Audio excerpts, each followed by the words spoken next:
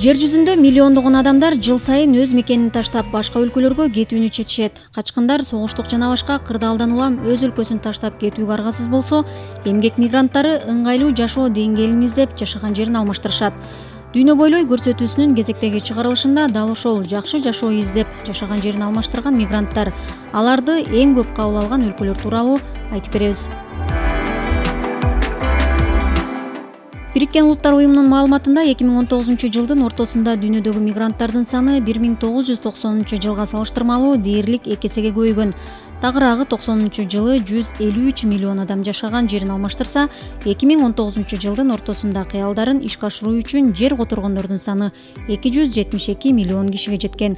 Бир жылда эле эл аралык мигранттардын үлүшү дүйнөнүн жалпы калкынын 3,5% түзгөн. Мигранттардын жалпы санында аялдар эркектерге караганда бир аз. Эл аралык мигранттар негизинен жаштар. Бунун маалыматында дүйнөдөгү бардык мигранттардын дээрлик 75% же 202 миллион адам 20дан 64 жашка чейинки эмгекке жарамдуу курактагы адамдар. 20 жашка чейинкилер 38 миллион же жалпы мигранттардын 14%-ын түзөт. Дүйнөдөгү эл аралык мигранттардын жарымы 20 мамлекеттен кеткендер. Көбүнчө Индиянын өкүлдөрү көчүп кетишкен. Бул өлкөнүн 17,5 миллион жараны жакшы жашоо издеп дүйнө жүзүнө чачыраган. Экинчи орунда Мексика турат. Бул өлкөдөн 11 миллион 800 миң киши убактылуу жашаган жеринен чыгып кеткен. Кытайлардагы жакшы шарттарды издеп көчкөндү жакшы көрүшөт. 10,7 миллион адам өлкөдөн кеткен. Орусиядан көчкөндөр 10,5 миллион адам. Мекенин таштап кеткендердин алдыңкы катарында дагы Сирия, Бангладеш, Пакистан, Филиппин, Украина, Афганистан турат. Жашоо шартынын жакшы болгонуна карабай, Улуу Британия, Германиядан кеткиси келгендер да аз эмес. Ошол эле маалда дүйнөнүн 20 өлкөсү эл аралык мигранттардын 65%-дан ашыгын кабыл алат. Мигранттарды кабыл алуу боюнча АКШ лидер. Бүгүнкү күндө Кошмо Штаттарында дүйнөнүн ар кайсы мамлекетинен келген 60 миллионго жакын мигрант жашайт. Бул АКШ калкынын 15,4%-ын түзөт.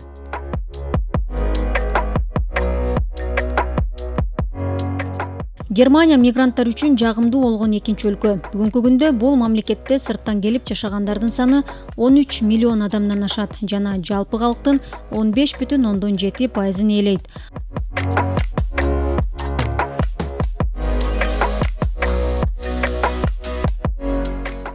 Сауд Арабиясы да соңку кездери мигранттар кызыккан өлкө.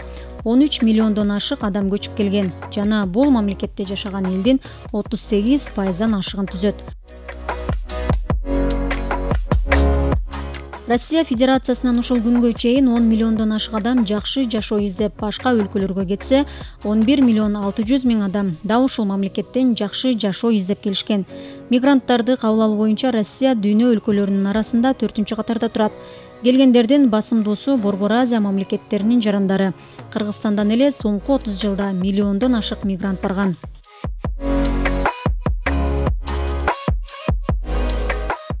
Мигранттардын саны боюнча рейтингдин 5-сабында Улуу Британия турат. Англия 9,6 миллион адамды кабыл алган.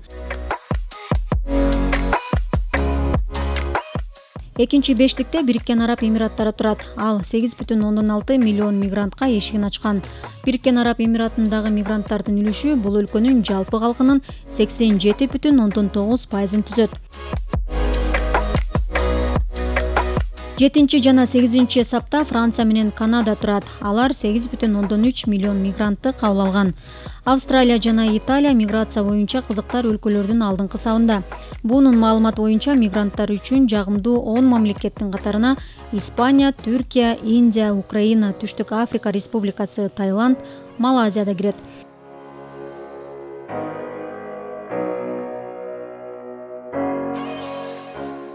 Эл аралык миграциянын күчөшүнүн оң жана терс жактары бар. Мигранттардын жашоону өзгөртүүдөгү салымы демекчи, мигранттар үйүнө которгон акча калктын кирешесин көбөйтүүгө жана мигрант келген мамлекетте жалпы жашоо деңгээлин жакшыртууга жардам берери талашсыз.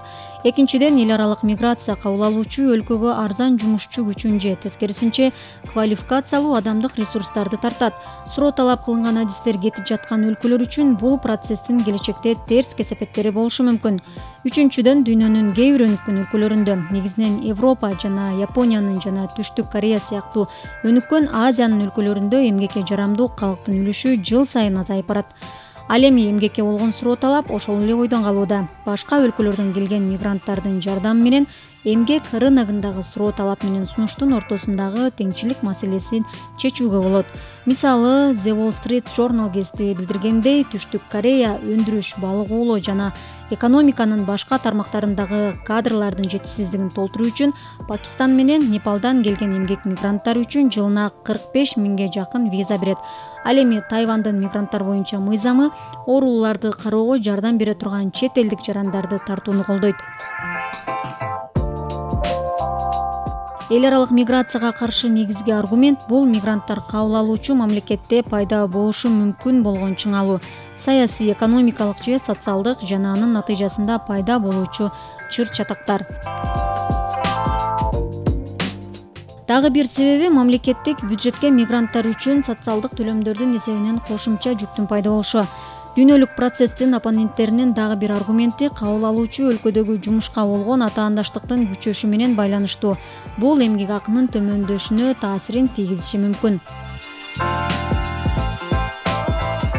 Анткени мигранттар көбүнчө жергиликтүү тургундар анчалык деле аракет кылбаган жерлерде жана жергиликтүү тургундар макул болбогон эмгек акы үчүн иштешет.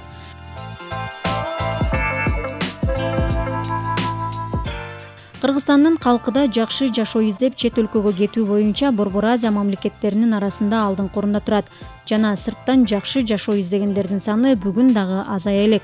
Маалыматтарга ылайык, эгемендүүлүк алган жылдардан бери миллиондон ашык кыргызстандык чет өлкөгө кеткен. Эң көбү Россия Федерациясында. Андан кийин Казакстан, Түркияга кетишет. Соңку жылдары Түштүк Корея, АКШ, Европа, Бириккен Араб Эмираттарынан жакшы жашоо издегендер көбөйүүдө. Дүйнө калкынын саны 2020 жылдын аягында 7 миллиард 851 миллиондон ашты. Бириккен Улуттар уюмунун маалыматында 2050 жылы 9,7 миллиардга жетет. Бүгүнкү күндө жалпы калктын 56% шаарда жашайт. Дүйнө калкынын өсүшү, технологиялардын өнүгүшү, соода, демографиялык дисбаланс, атүгүл климаттын өзгөрүшү да мындан ары глобалдык миграциянын күчөшүн шарттайт.